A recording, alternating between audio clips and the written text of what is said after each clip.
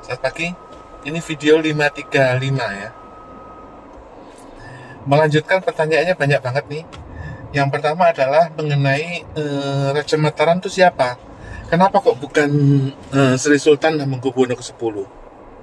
Yang kedua adalah bagaimana dengan anak-anaknya Sri Sultan Hamengkubuwono ke-10 yang perempuan itu? Ketiga, Raja Mataram itu mendapatkan hartanya dari mana? Jadi kerajaan Mataram itu dapat hartanya dari mana? Saya jelasin begini ya. Raja-raja itu saling berkawin-mawin. Contohnya ya, Pajajaran itu pernah mengirim putrinya ke Majapahit, tapi rupanya nggak diterima, malah dibunuh tentaranya. Ya, dan Raja Papua itu ada yang kawin dengan Raja Mataram. Nah, Raja Mataram itu siapa? Gini, Raja Mataram itu yang asli itu dari Solo, Pakubuwono. Yang terakhir itu Pakubuwono 14. Nah, tapi pada Pakubuwono nomor 1 ya, itu punya anak namanya Pangeran Sambernyowo. Itu nggak diangkat raja, sehingga dia misah jadi Mangkunegoro 1. Dan dia dibantu dengan adiknya Pakubuwono, yaitu Hamengkubuwono. Jadi sehingga pada Pakubuwono 1 itu langsung pecah 3. Jadi adiknya jadi Hamengkubuwono, anaknya jadi Mangkunegoro. Kira-kira begitu. Jadi seluruh Nusantara itu mereka saling mengirim putra-putrinya untuk bersatu gitu loh. Nah, kenapa Raja Mataram itu jadi kaya? Ya karena VOC itu berkoalisi dengan Keraton Mangkunegoro, sehingga seperti Pangeran Diponegoro itu adalah keturunan Hamengkubuwono yang tidak diangkat jadi raja, memberontak, dan itu melawan VOC yang adalah saudaranya, ponakannya Mangkunegoro.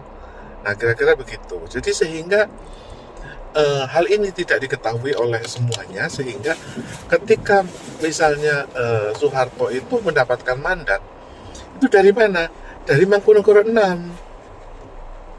Sehingga Soeharto itu menjadi semacam Perdana Menteri dari 400 keraton Nusantara. Itu sejarahnya.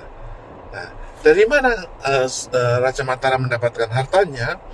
Zaman dulu itu tidak ada pajak, nggak ada. Yang ada itu adalah kultur stelsel atau tanam paksa. Nah, rakyat itu nggak dipungut pajak, malah mereka dapat honor ya, honor tanam paksa walaupun sedikit. Nah, yang dipajak itu adalah residen seperti Dawas Dekker itu ada di Rangkas Bitung. Mereka bayar pajak karena atas sewa tanah. Seluruh Banten itu disewa, lalu dibuat tanaman karet dan kopi. Nah, di situ mereka membayar 30% dari ekspor karet dan kopi.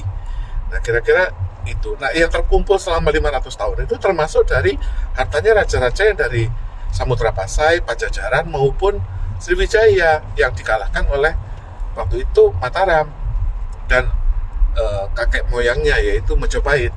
Nah, kira-kira demikian. Sekarang pertanyaannya adalah bagaimana dengan iklim politik di Indonesia ya? Iklim politik di Indonesia itu adalah kekeluargaan, dari keluarganya Megawati, keluarganya Mbak Tutut, keluarganya Mbak Titi, keluarganya AHY, dan di antara keluarga-keluarga itu tidak ada keinginan untuk memasukkan orang lain. Maka kalau kamu ingin jadi capres seperti Anies Baswedan, ya nggak bisa. Kamu harus masuk dulu dalam keluarga mereka. Ataukah misalnya menjadi besanannya seperti Hatta Rajasa, itu besanan SBY, dan sebagainya. Kalau kamu tidak berbesan, ya kamu nggak bisa masuk menjadi lingkaran kekuasaan itu. Oleh karena itu, mandat dari Raja Mataram keempat itu yang turun kepada keturunannya, cucunya Mangkunegoro 6 itu nggak bisa masuk karena apa? Terhalang oleh keluarganya Megawati, keluarganya Mbak Titi, keluarganya Mbak Tutut, keluarganya AHY, gitu loh.